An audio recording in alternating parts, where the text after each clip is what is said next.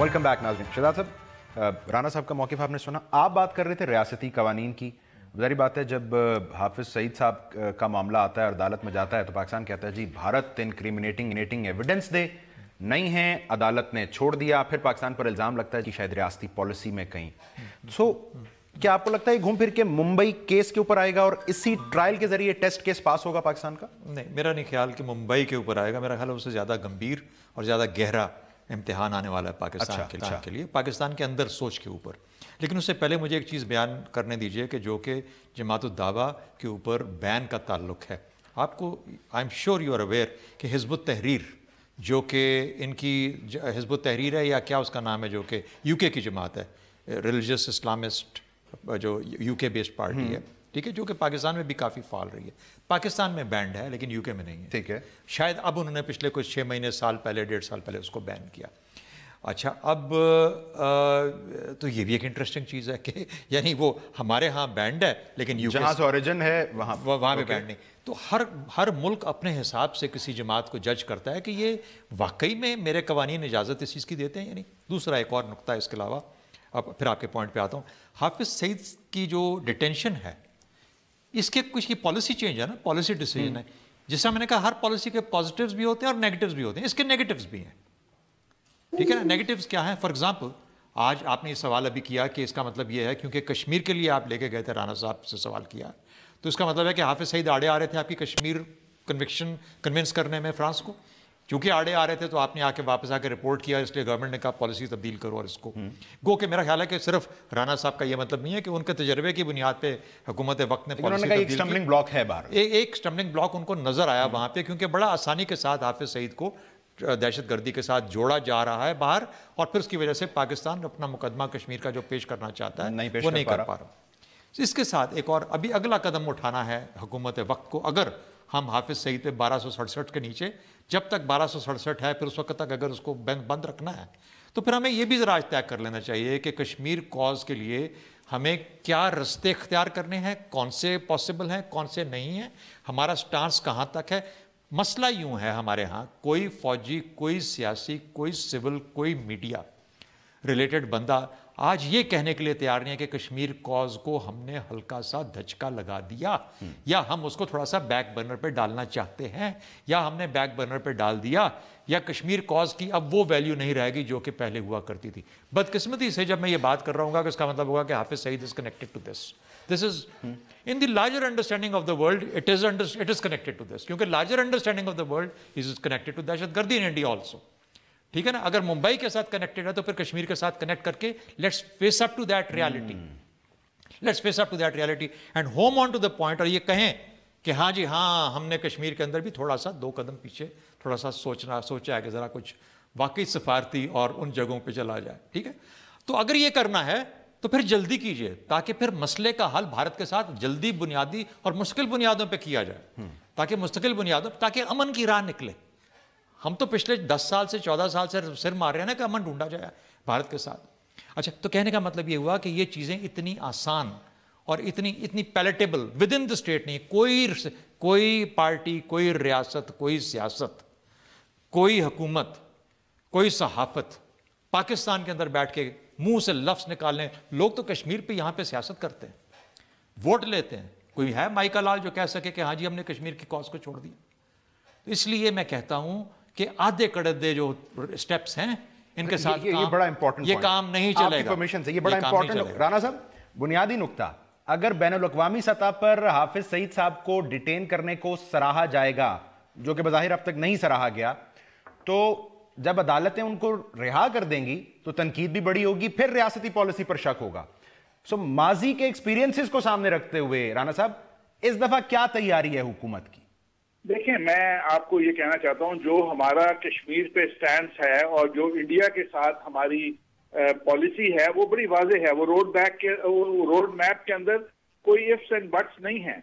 हम डायलॉग के जरिए और उसको हल करना चाहते हैं और उसके ऊपर कॉम्प्रिहेंसिव डायलॉग की बात करते हैं। हिंदुस्तान अवॉइड करता है, हिंदुस्तान कभी मुंबई, कभी दूसरे इस किस्म के हरबे इस्तेमाल करता है, डिलेइंग टैक्टिक्स इस्तेमाल करता है, और इस कश्मीर के इशू को एक पुराना बोसीदा इशू बना के उसको पोस्टपोन करना चाहता है। تو انڈیا کے ساتھ تو ہمارا، لیکن جب ہم باہر جاتے ہیں اور ہمیں تھرڈ پارٹی ہیلپ اور دنیا کی دوسری طاقتوں سے ہیلپ دینی پڑتی ہے، جب ہم پاکستان کے اندر جو ایکسٹریمسٹ ہمارا ایک امپریشن کریٹ کیا جا رہا تھا، حالانکہ ہم نے ضرب عضد کے ذریعے اتنا فائٹ بیک کیا ہے، تو ان تمام ایفرٹس کو اور پاکستان کے امپریشن کو درست کرنے کی طرف جب جاتے ہیں تو پھر انڈیا کا پروپیگنڈا جو انٹرنیشنل مارکیٹ میں ہے وہ آڑے آتا ہے۔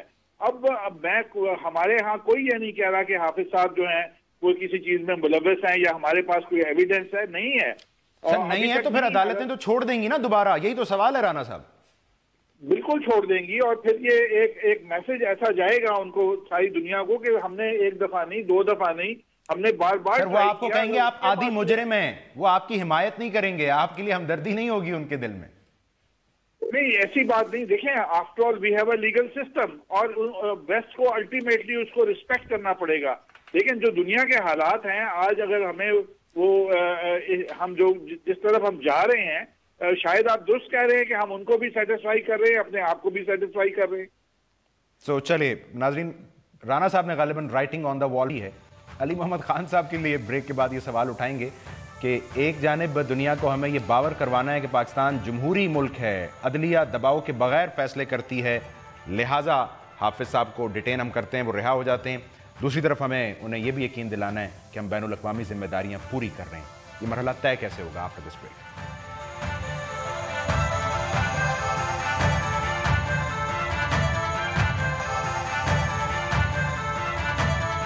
ویلکم بیک ناظرین۔ علی محمد خان صاحب، اب مستقبل قریب میں جب عدم ثبوتوں کی بنا پر حافظ سعید صاحب رہا ہوں گے ماضی کی طرح، جس کا حوالہ بھی دے رہے ہیں رانا صاحب، تو دنیا مان لے گی کہ ہم ایک ایسا جمہوری ملک ہیں، عدلیہ جہاں دباؤ کے بغیر کام کرتی ہے، لہٰذا حافظ صاحب رہا ہو گئے، یا ہمارے اوپر پھر وہ بین الاقوامی دباؤ بڑھے گا؟ کہ آپ کی پالیسی کے دو رخ ہیں، آپ کہتے کچھ ہیں، کرتے کچھ ہیں۔ دیکھیں، پالیسی کا ایک رخ بھی ہو سکتا ہے، دو رخ بھی ہو سکتے ہیں، تین بھی ہو سکتے ہیں، لیکن پالیسی ہو تو صحیح۔ یہاں پہ تو کوئی پالیسی نظر نہیں آ رہی۔ آپ نے جو بنیادی سوال اٹھایا ہے، یہی تو ایک نقطے کی بات ہے کہ آپ کیا ایک رسپانسبل اسٹیٹ ہیں، رسپانسبل نیوکلیئر اسٹیٹ اس طرح بیہیو کرتی ہے جس طرح ہم کرتے ہیں؟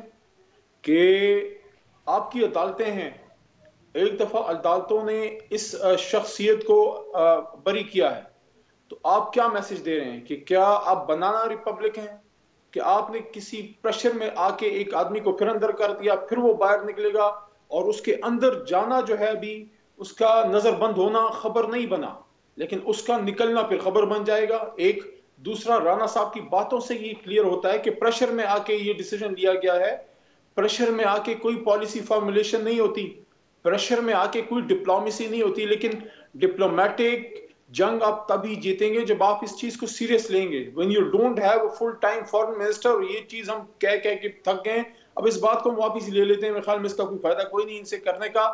دیکھیں، you need a full time foreign minister جو aggressively اس کو لے کے جاتا۔ میں یہاں پہ ایک سوال رکھتا ہوں جناب رانا افضل سے، یہ ہمارے فورن منسٹر نہیں ہے لیکن کشمیر کاز کے لیے گئے تھے، میں اس کو اپریشیٹ کرتا ہوں۔ رانا افضل صاحب، جب آپ سے فرانس میں ہندوستانیوں نے حافظ سعید کی بات کی، کیا آپ نے وہاں پہ کلبوشن کی بات کی؟ دیکھیں، ایک طرف ہے کوسچن مارک، ایک آدمی پہ ثابت ہونا ہے اس نے کیا ہے نہیں کیا، اور ایک پازیٹیو بھی ہے آپ کے پاس کہ آپ کی ایک عدالتوں نے اس کو بری بھی کیا ہے۔ دوسری طرف آپ کے پاس ایک زندہ جاوید ثبوت موجود ہے، اور وہ زندہ آدمی ہے، را کا ایجنٹ ہے۔ آپ کو کون سے امر مانے ہے کہ آپ اس کو لے کے جائیں؟ دیکھیں، وہ کہتے ہیں نا کہ تقدیر کے قاضی کا یہ فتویٰ ہے ازل سے، تقدیر کے قاضی کا یہ فتویٰ ہے ازل سے، ہے جرم ضعیفی کی سزا مرگ مفاجات۔ آپ کیا میسج دے رہے ہیں دنیا کو کہ آپ نے اپنے اوپر ایف آئی آر کٹوا دی ہے اس حافظ سعید کو اندر کر کے؟ دیکھیں، ایک چیز میں بتا دوں، اسٹیٹ بڑی ہوتی ہے، ملکیں بڑی ہوتی ہیں، شخصیات چھوٹی ہوتی ہیں، شخصیات قربانیاں بھی دیتی ہیں۔ میں یہ نہیں کہتا کہ آپ قربانی نہ دیں، اگر حافظ سعید صاحب کے اندر جانے سے پاکستان کا مفاد بہتر ہوتا ہے تو ٹھیک ہے، لیکن سوال یہ ہے کہ کیا بہتر ہوتا ہے؟ آپ نے تو میسج یہ دے دیا کہ ہاں، آپ کہتے تھے ہم نے اس کو نظر بند کر دیا، انڈیا ول ایکسپلوئٹ اٹ، ایک چیز۔ دوسری چیز یہ ہے کہ آپ نے اپنا کیس دنیا میں لے کے اب نہیں گئے، اور تیسری بات یہ ہے کہ بیسکلی آپ کہہ رہے ہیں this will not help the cause۔ Muzaffar وانی کی ٹھیک ہے علی صاحب، آپ کا پوائنٹ ٹیکن۔ شہزاد چودھری صاحب، بالواسطہ طور پر رانا صاحب نے اعتراف تو کیا ہے کہ غالباً یہ پریشر کا نتیجہ ہے جو کچھ ہو رہا ہے، دنیا ہمارے رول کو اب تسلیم کر لے گی؟ نہیں، رانا صاحب پریشر محسوس اس لیے کر رہے تھے کیونکہ وہ فرانس گئے تھے اور فرانس میں ان کو اس چیز کا سامنا کرنا پڑا. بیسکلی آپ ہی کہہ رہے ہیں اقدامات کو ایک طرف کشمیر کی پالیسی ذرا واضح کریں، میری بات سنیں. ہمیں اگر بات یہ کی گئی کہ ایک آدمی جو ہے وہ شخص سے ملک سے بے شک اسی دنیا کے اندر اور انہی قوموں کے اندر، بڑی بڑی قوموں کے اندر، not a man left behind بھی ایک محاورہ بن چکا ہے. وہ اپنی پوری یعنی کہ یونٹس ڈال دیتے ہیں جب ایک آدمی پیچھے رہ جاتا ہے کسی آپریشن کے اندر اور وہ دشمن کے ہاتھوں میں نرگے میں پھنسا، اس کو بچانے کے لیے کیا کچھ نہیں کرتے. ناٹ اے مین بیہائنڈ والی بات ہوتی ہے. ہم اپنے تئیں بغیر کسی مقدمے کے ہم ایک بندے کو دوسروں کو خوش کرنے کے لیے ہم قید میں ڈال دیتے ہیں. چلیے پاکستان کے لیے اگر یہ ہوتا ہے بہتر ہے تو ٹھیک ہے، لیکن مجھے اس کے بدلے میں پاکستان کو مل کیا رہا ہے؟ اگر ڈونلڈ ٹرمپ ہم پاکستان سے بات کر رہا ہوتا، اگر آج بھارت پاکستان کے ساتھ بیٹھ کے بات کر رہا ہوتا، اس کا مطلب یہ ہے نا کہ آج انہوں نے قیمت مانگی کہ ہم سے بات کرنی ہے. ڈونلڈ ٹرمپ نے مانگی یا بھارت نے مانگی، اور ہم نے مثال کے طور پہ، میں تو اگری نہیں کرتا اس بات سے، لیکن اگر ہم نے حافظ سعید کو، تو اب اگلا کیا وہ کہیں گے اچھا اب ہم نے بند کر دیا، ہم سے بات کر لیجئے. وہ کہے اچھا ایسے نہیں، اب تو یوں کرو کہ اب ٹیکٹیکل نیوکلیر ویپنز ذرا جو ہے ان کا بھی کچھ کر کے دکھاؤ. اچھا تو پھر کیا ہم ٹیکٹیکل نیوکلیر ویپنز کو بھی کریں گے تاکہ ہم ٹرمپ کو خوش کر سکیں اور بھارت کے ساتھ بات چیت کا عمل شروع کر سکیں؟ پریشر میں آنے کا نقصان یہ ہوتا ہے پھسلن کے اوپر جب پیر رکھیں گے تو یو ول سلپری سلوپ پہ، پھر آپ کو یہ نہیں پتا کہ آپ کتنے گہرے گڑھے میں جا کے گریں گے. یہ ہے بدقسمتی سے ہماری پالیسی کے اندر فقدان اور میں اس پالیسی کے اوپر ناظرین اس بریک کے بعد رانا صاحب سے جاننا چاہوں گا کہ وہ کہہ رہے ہیں بین الاقوامی برادری ہمارے ایکشنز کا اعتراف کرے گی. بھارت نے تو فوری طور پر یہ کہہ دیا ہے ناظرین کہ ماضی میں بھی پاکستان یہ کرتا رہا ہے، ہم تو کریڈیبل کریک ڈاؤن جب تک نہیں ہوگا نہیں مانیں گے. حکومت اب کیا کرے گی، اس کا کاؤنٹر نیریٹو کیا ہے؟ آپ کا دس شارٹ.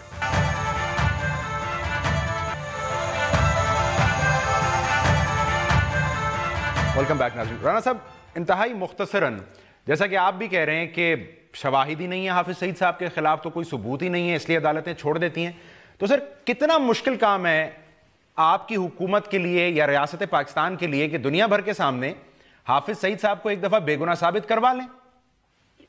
دیکھیں بالکل آپ بڑا آسان ہے یہ کہہ دینا. مجھے بتائیں کہ اسٹیٹ آف پاکستان نے حافظ سعید صاحب کو کوئی رول ڈیفائن دیا ہوا ہے؟ جو بھی رول ہے ان کا اپنا ہے، اور اگر اس رول کی وجہ سے وہ دنیا میں ایک معروف شخصیت بن گئے ہیں اور یونائٹڈ نیشنز تک جو ہے اس کے اوپر جماعت الدعوہ پہ سینکشنز لگاتی ہے، تو حکومت پاکستان، نہ صرف ہماری حکومت بلکہ اس سے پہلے بھی کئی حکومتیں جو ہیں، انہوں نے حافظ صاحب کو کوئی رول ڈیفائن نہیں دیا ہوا جس کے بارے میں حکومت اپولوجیٹک ہو. تو اگر یونائٹڈ نیشن سینکشن لگاتی ہے جماعت الدعوہ کے اوپر، جس کے ہم چارٹر کے سگنیٹریز ہیں، تو ایک انٹرنیشنل، ہم نے اس گلوبل ولیج میں رہنا ہے. اس کو آپ یہ کہہ دیں کہ جی کھڑے ہو جائیں اور آپ سٹینڈ لے لیں، اور ہم نارتھ کوریا تو نہیں ہیں، ہم ایک جمہوریت ہیں. رانا صاحب اس کا حل یہ ہے کہ آپ ڈیٹین کریں پھر ریلیز کر دیں، ڈیٹین کریں پھر ریلیز کر دیں، تو مسئلہ حل ہو جائے گا. نہیں، اس کو اتنا سمپلیفائی نہ کریں. ڈپلومیسی، انٹرنیشنل آپ کے کوئی مصلحتیں ہوتی ہیں، سارا کچھ ہوتا ہے. آپ اگر آپ میرے بھائی علی محمد پہ وہ جو ٹنٹڈ گلاسز پہن لیتے ہیں اور ان کو نون لیگ کا ہر چیز ہی بری لگتی ہے، کبھی وہ انہوں نے ہر گھوم پھر نہیں سر، اس کو جماعتی مسئلہ نہ بنائیں سر، یہ ریاستی مسئلہ ہے. رانا صاحب دیکھیں، آپ کو جب ڈپلومیٹک طریقے سے کسی معاملے کا حل کرنا اور انٹرنیشنل کمیونٹی کو ساتھ لے کے چلنا ہوتا ہے، تو there are gives and takes, اور میں اس کے اوپر I am not privy to everything. میں علی صاحب سے پوچھ لیتا ہوں. علی محمد خان صاحب، جو میرا نالج ہے میں اس کے مطابق دیکھیں، آپ ہرگز ٹارگٹ نہ کریں علی محمد خان صاحب نون لیگ کو، نواز شریف صاحب کی حکومت کو. 2 سطروں میں اگر آپ تجویز دے سکیں کہ اس مسئلے کو پاکستان کیسے حل کرے، کیسے ایڈریس کرے ہمیشہ کے لیے. کمیٹی آف نیشنز میں آپ نے رہنا ہے. عزت آدمی اپنی خود کرواتا ہے، ملکیں اپنی عزت خود کرواتی ہیں. کوئی آپ کی عزت تب تک نہیں کرتا جب تک آپ اپنی عزت خود نہیں کرتے، جب تک آپ اپنے پیروں پہ کھڑے نہیں ہوتے. کمیٹی آف نیشنز میں رہنے کا مطلب یہ نہیں ہے کہ آپ ان کے غلام بن کے رہیں، آپ اپنے پیروں پہ کھڑے ہوں. آپ بالکل نارتھ کوریا نہ بنے، لیکن آپ کیمن آئلینڈ اور ورجن آئلینڈز بھی نہ بنے جو امریکہ کے ابرو کے اشارے پہ حرکت کرتے ہیں. میں آپ سے یہ عرض کر رہا ہوں، دیکھیں کبھی بھی کمزوری کی پوزیشن میں ڈائیلاگ پہ جب آپ جائیں گے آپ کو نقصان ہوگا. اس وقت آپ مانیں، آپ مانے دنیا میں اس وقت آپ ایک کمزور پوزیشن پہ ہیں.